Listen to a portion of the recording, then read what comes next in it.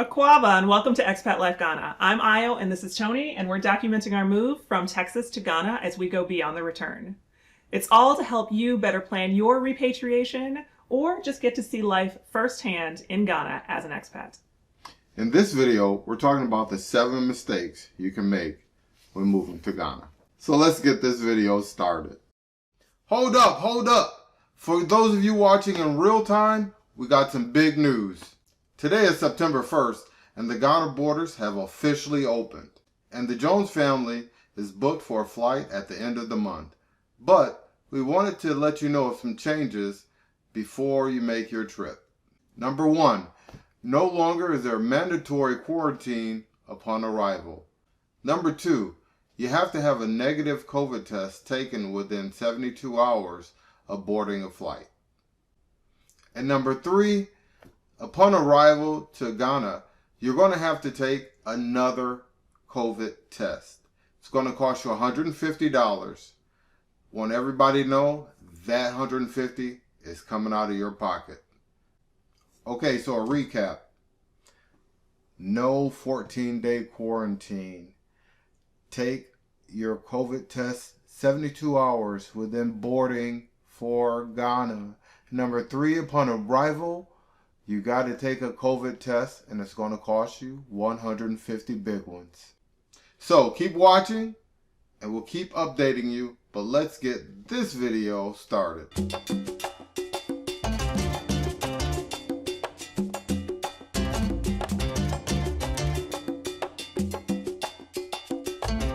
The number 1 mistake people make in moving to another country is not knowing enough about that country.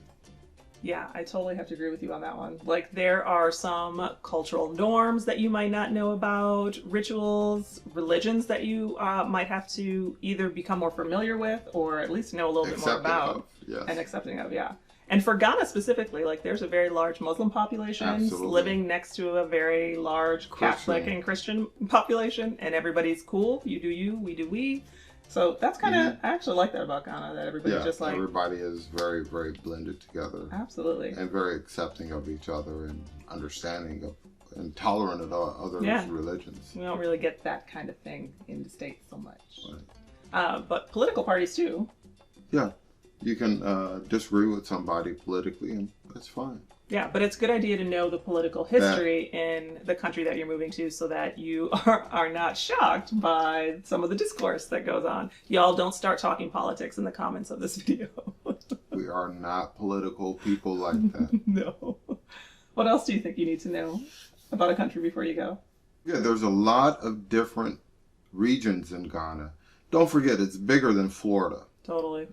So you want to go up to the northern region. You want to go into the Baltic region, into the mountains. You want to go all over, see what all of the country has to offer so you know where you want to settle down at. Yeah, I feel like a lot of people do get kind of pigeonholed into just Accra and don't ever consider some of the other areas. So yes.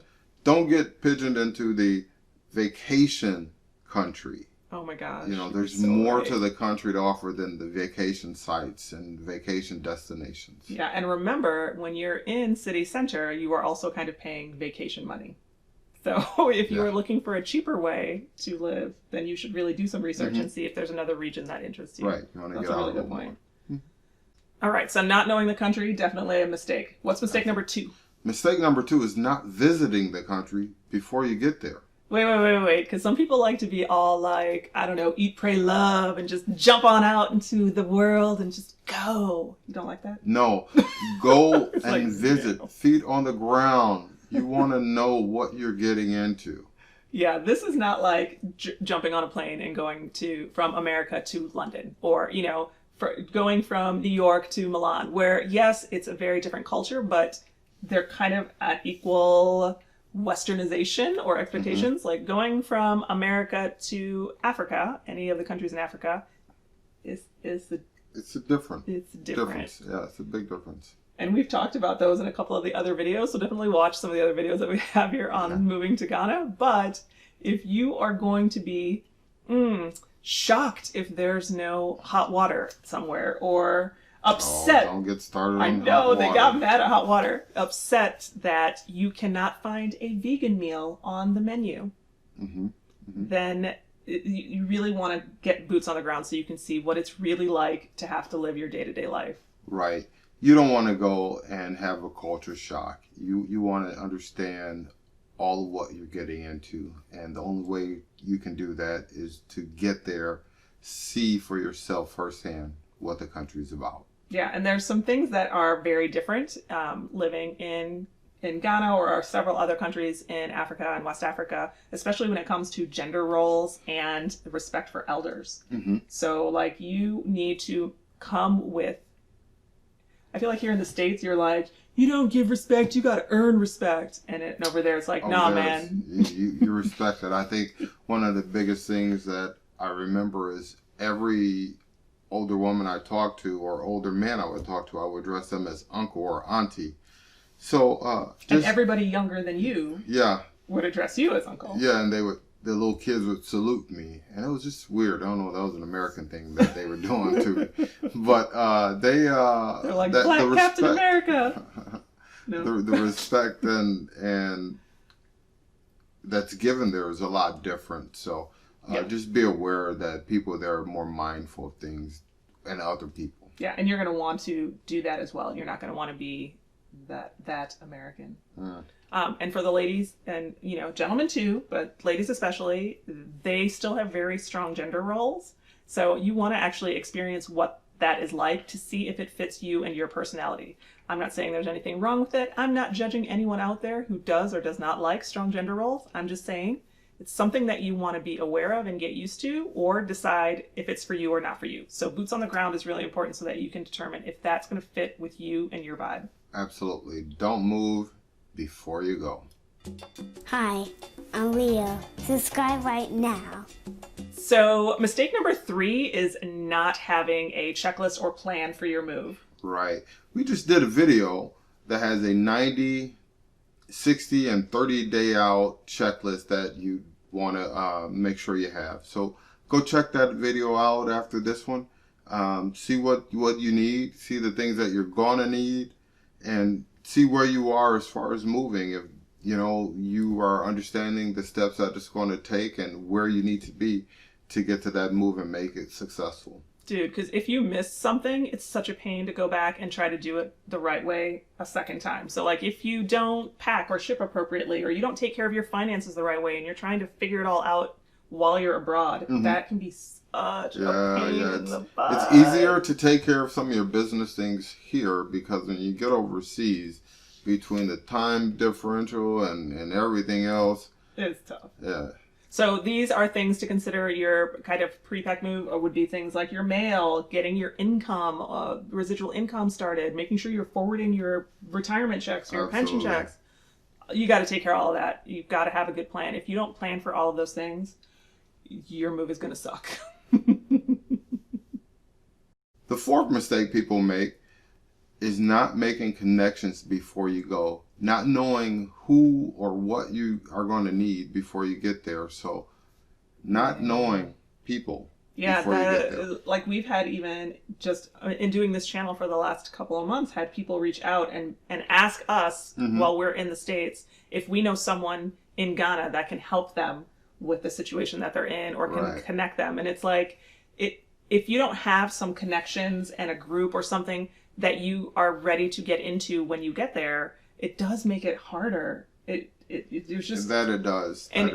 And Ghana is so much about who you know. So if you don't know anybody, it's going to be really hard. It's going to be hard. Fortunately, we started a Facebook group. We did. Just for that reason, so people like-minded can connect, help each other out, spread information that they have, all sorts of things, so that you don't feel alone when you're making this big move. Absolutely. We were getting a lot of people who were reaching out just asking for connections. So we're going to try to do it in the Facebook group.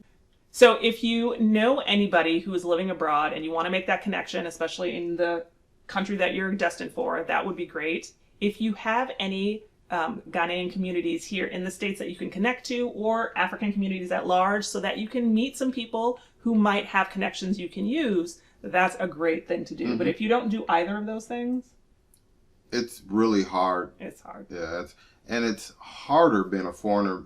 The language barrier may be an issue. Custom barrier. Yeah, there's so many things that can come into play if you don't have somebody helping you out that knows the system and knows their way around. And I think another thing to keep in mind is that, like, here in the States, there's so many, like, if you have somebody who gives you bad service, there's something you can do to recapture your payment or your time, right? Like, you can sue them, you can report on the Better Business Bureau, you can write a really bad review on Yelp, you can leave it 1 star. Over there, I mean, if you get burned by somebody, that's it. You're just burned. You want to make sure the connections you have are secure and trustworthy connections. You've made contacts before you get there. If at all possible. And triple, quadruple check everything before you do any monetary transaction. Yeah, especially if there's money involved. So do not make that mistake. Do not send money ahead to someone that you are not connected with. Even sometimes people you are connected with. Absolutely. So that was definitely mistake number 4. Ugh. Mistake number 5 is not knowing what you're going to need in your destination country. Where do I start with this? I don't even know. People have been asking us, hey, what shipping company are you using? Hey, how much is shipping? How much is shipping? What are you shipping? They're shipping stuff. What? You can't yell like that. Okay, we just watched the story of someone who shipped 3 containers from their house to Ghana. 3 containers. And I was like, I don't even know that we could fill 3 containers with all of our stuff. We could fill 1.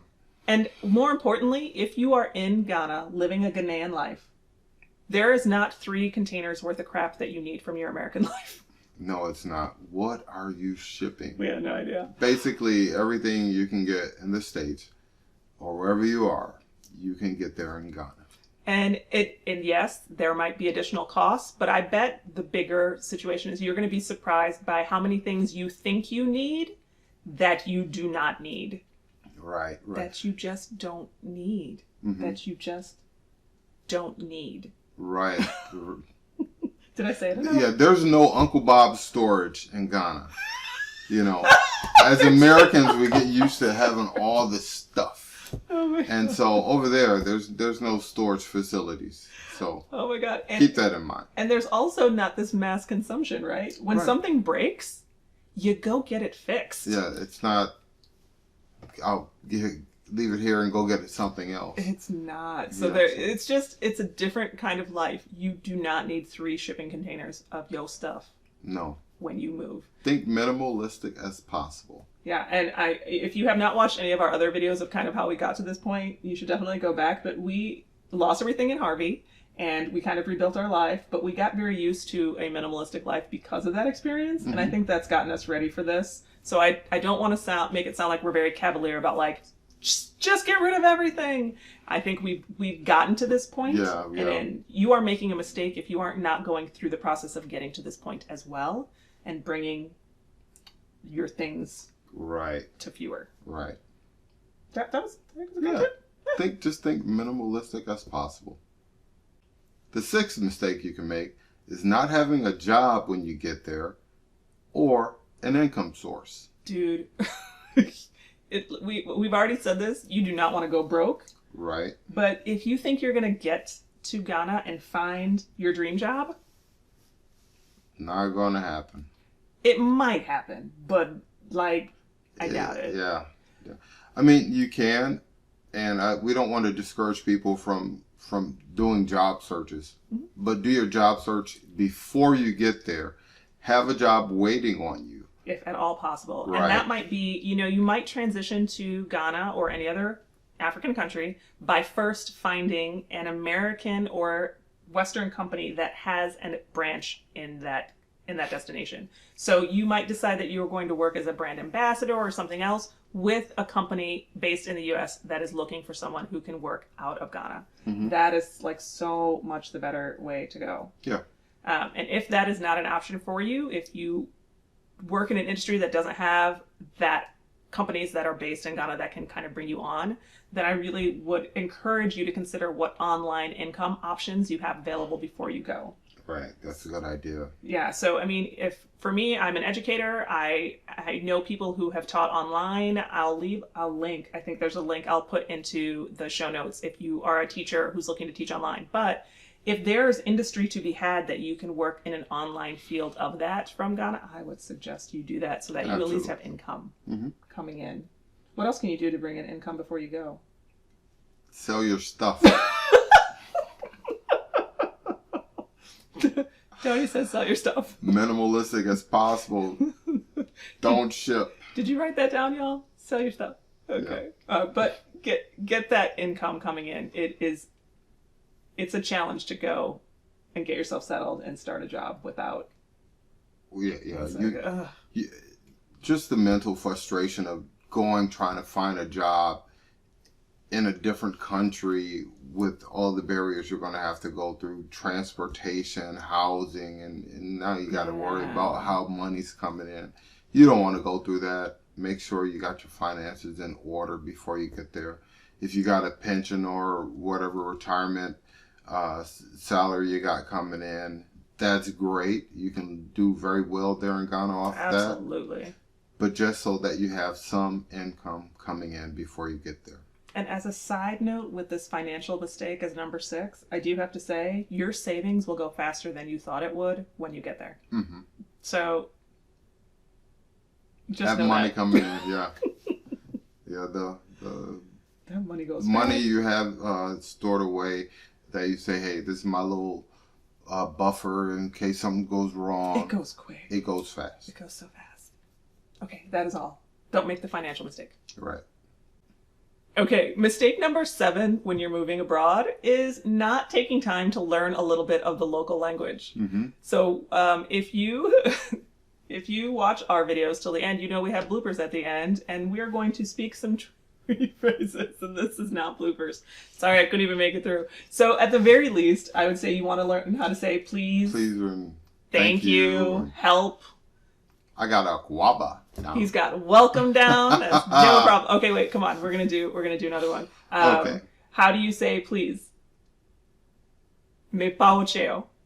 She's real good at this. That is not. I know one of you is going to put in the comments that I butchered that, but that's okay. We are learning. Me paocheo, and then thank you. Me dase. Okay, and you might want to say help me, which is boa me. I think you could probably, if you just get those 3, at least you'll be started. And it's not even just so much that you are fluent in the language. Eventually you will get there. Right.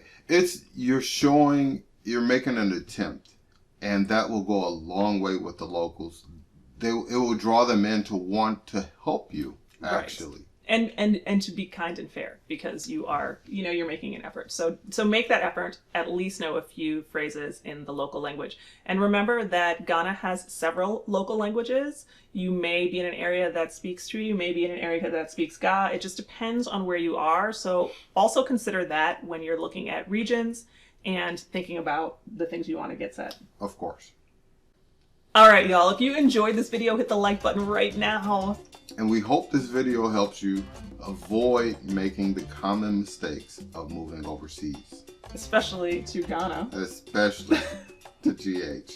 If you want to see more about moving to Ghana, check out the playlist that we have set up for those of you who are moving to Ghana so you can get some of the other information that we've already shared. Otherwise, we appreciate you being here today, and we'll see you in the next video.